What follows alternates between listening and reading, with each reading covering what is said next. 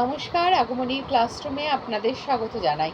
আজকে যে বিষয়টি নিয়ে আলোচনা করব সেটা হচ্ছে আডায়াবেটিক ল্যাপস রেট। আডায়াবেটিক ল্যাপস রেট কাকে বলছে? নির্দিষ্ট উষ্ণতায় বায়ু যখন ভার্টিক্যালি মুভ করে তখন সেই টেম্পারেচারটা কিন্তু নির্দিষ্ট থাকে না।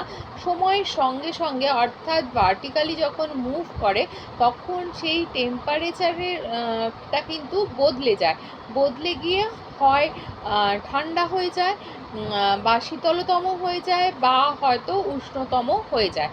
তো এই যে তার এই পরিবর্তনটা, সেটাকে বলা হয় আবায়োটিক ল্যাপস রেট। এটা কিন্তু বায়ুকে শুষ্ক করে তুলতে পারে এবং ওয়েট বা একটু ভিজে বা জলীয় বাষ্পপূর্ণ কিন্তু করে তুলতে পারে।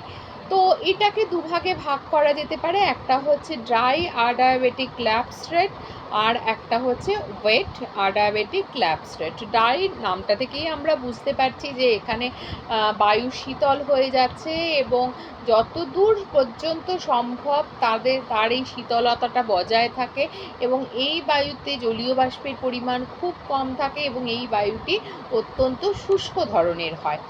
আর ওয়েট আডায়াবেটিক ল্যাপস রেট কি না, এইটা কি হতে পারে, এটা কখনো কোনো ক্ষেত্রে কিন্তু ওয়ার্ম হতে পারে এবং এখানে কিন্তু জলীয় বাষ্পের পরিমাণ কিন্তু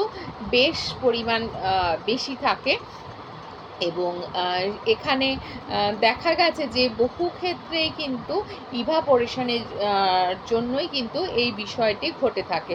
তো ওয়েট আডায়াবেটিক ল্যাপস রেট কিন্তু সাধারণত 6°C/কিলোমিটার হয়, আর ড্রাই আডায়াবেটিক ল্যাপস রেট হচ্ছে 9.80°C/কিলোমিটার হিসাবে মাপা হয় এবং দুটোই কিন্তু নির্ভর করে বায়ুতে কতটা ময়েশ্চার আছে, অর্থাৎ বায়ুর জলীয় বাষ্পের পরিমাণের ওপর নির্ভর করেই কিন্তু ওয়েট বা ড্রাই বিষয়টি তৈরি হয়।